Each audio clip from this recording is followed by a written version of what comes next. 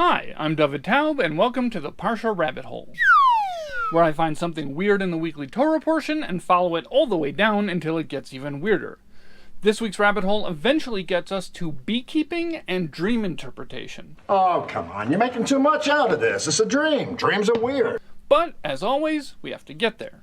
This week's Torah portion, Parshas Devarim, is the first Parsha in the fifth book of the Torah, Sefer Devarim, or Deuteronomy, in which Moshe Rabbeinu, or Moses, gives his final words to the Jewish people. There's a lot of retellings of events that we heard about earlier in the Torah, and a lot of Moshe just trying to drive home how important it is to follow the Torah. And when I first looked at the Parsha this time around to find a thread to pull at, I had a little bit of trouble finding something that jumped out at me. So I asked some friends for ideas, and one of them suggested bees. Why? Because there's a verse in the Parsha that mentions an attack on the Israelites, and it says that the enemies attacked like bees. What do you want from us? We want your pollen. So I was excited about the bee part, but as I've said before, I'm not so interested in war. And I've actually done a surprising amount of stuff with the topic of war for somebody who isn't really interested in war. So I really didn't want to delve into it again this time. But I didn't have to, because when I started digging around for bee stuff, I found that there's a connection to bees right at the beginning of the Parsha. The very first verse of the Parsha says, Eila ha-devarim asher diber Moshe al kol Yisrael. These are the words which Moshe said to all of the Jews. The word Devarim means words, but there's a midrash that plays with that word Devarim and interprets it as Devarim, which means bees. These are the bees. So even though the actual word Devarim, meaning bees, is only ever mentioned once in Chumash, in that verse that I spoke about earlier, this midrashic interpretation kind of makes the entire Sefer Devarim, the book of Deuteronomy, be about bees. But I kind of got my hands full with these babies. He's got bees! No bees! Get it! They don't allow you to have bees in here.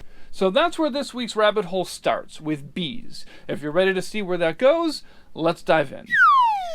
Okay, so first let's look at that midrash, which actually gives 4 different bee-related interpretations. We're just going to look at the first one, but the rest of them are in the source sheet, and you should definitely check that out.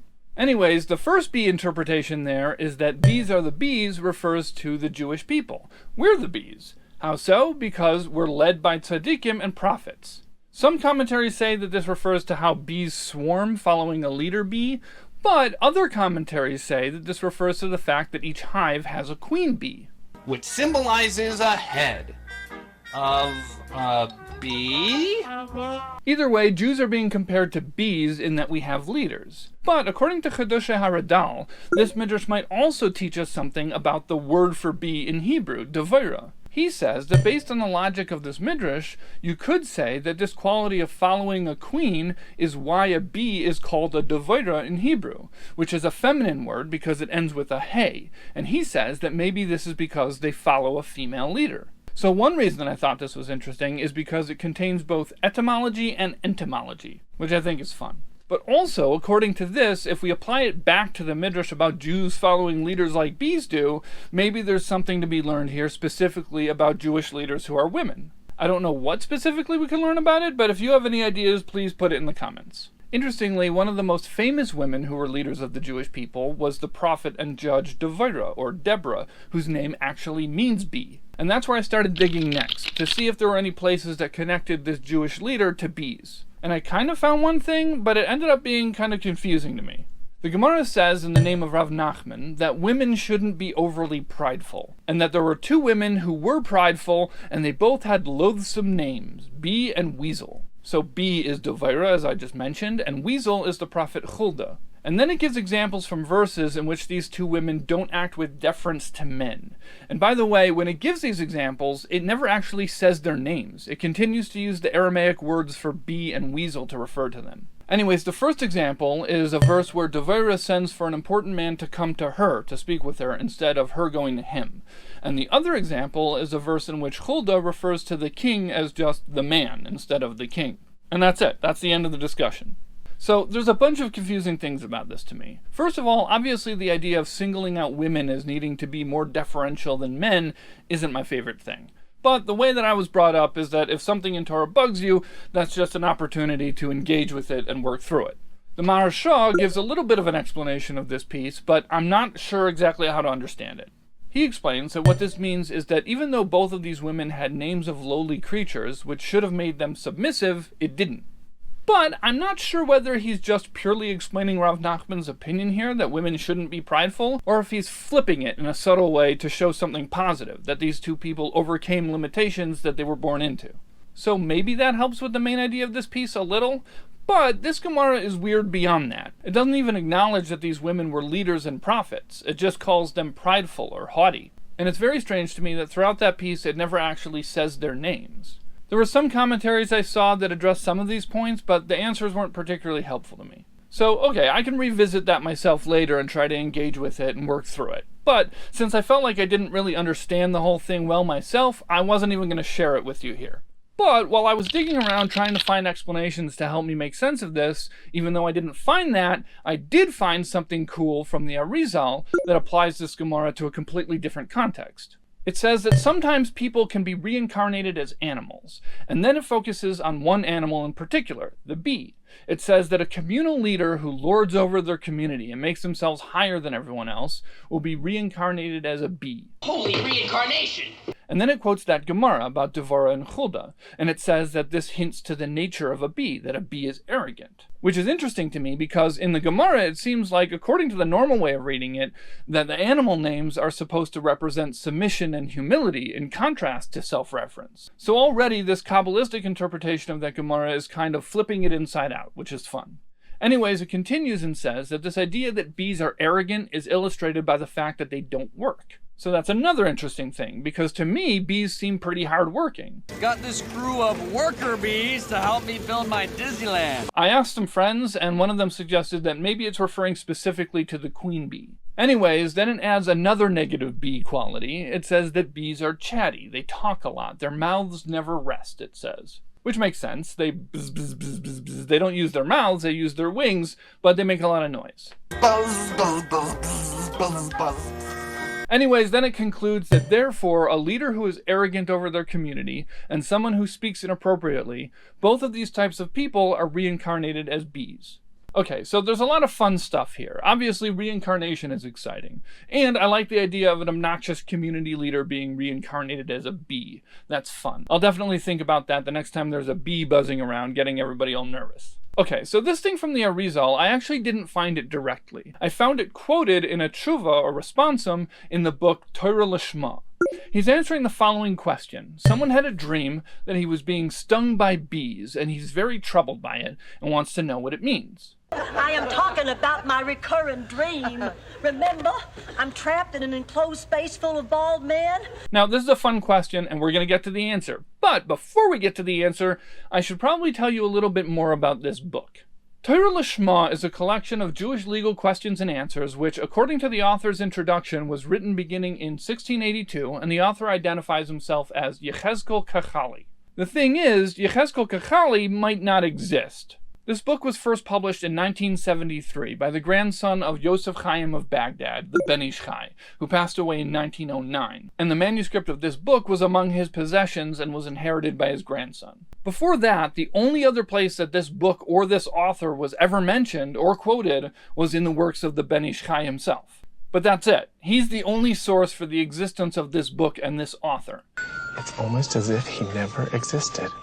And in one place he mentions that he somehow came into possession of a rare manuscript of it. Now the general consensus seems to be that Yechezkel Kachali never actually existed, and that the Ben Ish Chai wrote this himself using a pseudonym. His grandson who published the book speculated that the reason for this is hinted at by the name of the book, Torah Lishma, which means Torah for its own sake, meaning that writing it under a fake name takes away any opportunity for gaining honor or reputation and makes it truly Torah Lishma, Torah for its own sake.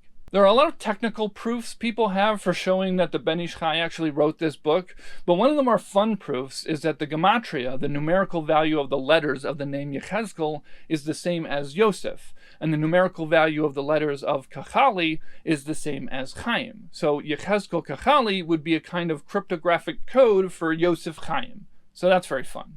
Okay, now let's look at that answer. Yechezkel Kachali explains that this dream is a message from the heavens telling him that he has committed an offense either through arrogance or through speech. And it's instructing him to try to repent for this so that he doesn't have to be reincarnated. And then he quotes that piece from the Arizal from Shar Gilgulim that we looked at before, which he says he's seen in a manuscript. Now here's where something fun happens. He mentions that he has a manuscript, and that's something that he does a lot. Anytime he mentions a work that was written before his supposed lifetime but wasn't widely available in print yet, he makes sure to mention that he had a manuscript of it. So if the Ben Ish Chai actually wrote this himself 200 years after it's supposed to have been written, this would be a way to be able to mention books that weren't easily available yet. Okay, so back to the answer. He concludes that this guy who dreamed that bees were stinging him should figure out which of these two offenses is more applicable to him, arrogance or inappropriate speech, and then try to fix that so that he doesn't come back as a bee. So this tshuva gave us dream interpretation, hidden identities, and of course, more fun bee stuff. What more could we ask for? Okay, so when I continued digging around for bee references, I found a Gemara that gives us a very detailed point-by-point story of how Rabbi Elazar ben Parta, a rabbi of the Mishnaic period, was put on trial by the Romans, mostly for teaching Torah, but they threw in some other charges too. First, they started out by asking him, why did you teach and why did you steal? And he gives a delightfully Talmudic answer. He says, if someone is a thief, then they're not a scholar, and if they're a scholar, then they're not a thief. So logically, one of these charges has to be made up. And if one of them is made up, then we can assume that both of them are made up. So I love that. That's just perfect Talmudic logic. But the Romans come back at him and say, well, then why do they call you a rabbi? And he answers, because I'm the rabbi of the weavers, meaning he's not a Torah leader, he's a weaving leader. The tailor! So they bring in 2 spools of wool and ask him which one is the warp and which one is the woof. Okay, so now we're getting into some technical textile stuff. But basically, as far as I understand it, on a loom, there are a bunch of fixed threads going one way. That's the warp. And then the woof threads are weaved through the warp threads, creating fabric. And the warp threads need to be a little bit thicker and stronger than the woof threads so that they can hold up to being held on the loom very tight without snapping. But I guess this difference would be something that a master weaver would be able to identify, but not other people. So that was the test. So here's where the bees come in. A miracle happened, and a Zaburta, a female bee, landed on the warp spool, and a Zibura, a male bee, landed on the woof spool. Rashi explains that this was a hint to an analogy between the ways that male and females interact and the way that the threads interact. And from that, Rabbi Elazar ben Parta was able to figure it out and pass the test. But Tosfos has a problem with this story and the way Rashi interprets it. They point out that bees are tiny and identifying their gender would be really difficult. So their answer is that Ziburta and Zibura doesn't mean female and male bees here. It's the name of 2 different species. Same genus, different species. I guess it would be kind of like ladybug, but if there was also gentleman bugs. So I like this because I thought it was interesting to imagine this great Torah scholar trying to identify the gender of a bee, especially when the whole point was to be able to pass a test that required very specific knowledge, and now he needs a different very specific knowledge. But what I think is interesting about the answer that Tosfos gives is that it still requires a very specific knowledge, because now he has to be able to know the names of 2 different species of bees and be able to identify each one of them. Oh! Let's name the species, species. Let's name the species that live in the sea. I don't have an answer for that, and I don't know if it needs an answer, but if you have any ideas, put it in the comments. Okay, so one more bee thing. There's a verse in Tehillim that says, "They surrounded me like bees, yet they shall be extinguished like fiery thorns." The normal way to read this verse is that it's talking about trusting in Hashem and not being afraid of enemies. But while I was digging around for bee stuff, I found an interpretation from the Mizrahi Maggid that puts a Hasidic twist on it that I really liked. He says that surrounded by bees is referring to machshavos zoros, foreign thoughts. When a person is trying to be involved in Torah and mitzvahs, these distracting thoughts can swarm around them like bees. There's my big, dramatic chance to do something, and they stick a whole stage full of bees around me. And he says that the trick to dealing with this is like how you deal with bees. When someone wants to get honey from a beehive, they control the bees with smoke, which has 2 colors, black and white. And these 2 colors represent the 2 emotions of love and fear. So in order to drive out the distracting thoughts, a person should fill their heart with both love and fear of Hashem. So I liked a lot of things about this. First of all, the smoke imagery is very cool to me. I don't know if it's talking about two different types of smoke, which I know is a thing, that burning different materials can produce different shades of smoke, but I prefer to think of it as two colors that exist in smoke in general, because smoke is all contrast. It's got so much texture and so much depth, but that's all just black and white. And then of course I like that it used beekeeping techniques as an analogy. Tell me a story about a bee. But what I really liked about this was the idea of using both love and fear to drive away foreign thoughts. And here's why that's particularly meaningful to me. This term machshava zara often gets used in a very specific way that feels like policing your thoughts and feeling bad or ashamed about certain types of thoughts. Which if you've watched this before, you'll know that's not the sort of thing I'm into. But for me, this imagery of these thoughts swarming around my head like bees felt like a different way of looking at it. And as someone who constantly struggles with getting distracted, I related to that imagery very strongly. When I was a kid, my parents signed me up for an after-school engineering class, and the teacher had this word that she always used as the kind of guiding principle of what she was trying to teach. The word was kandai, which is a combination of convergent and divergent, being able to leverage the power of logical, linear, focused thinking, and also sprawling, splintering, imaginative thinking, and doing that together. She even gave us giant pink kandai buttons, and I had mine for many years afterwards because this approach was really helpful to me. So when I read this thing about distracting thoughts and love and fear, I thought about kandai. Because I think the usual reaction to being swarmed by distracting thoughts would just be fear, reining yourself in and forcing yourself to be focused. But that's not what the Maggid says. What he says is you need a combination of both love and fear, which to me means recognizing and appreciating the power of those sprawling thoughts, but also being able to focus them into something meaningful. Alright, that's it. That's the rabbit hole. As always, questions, things I missed, put it in the comments. Thank you for following me down the rabbit hole, and watch out, there are bees down here. 2 of them, actually. Right in between the RA and the IT.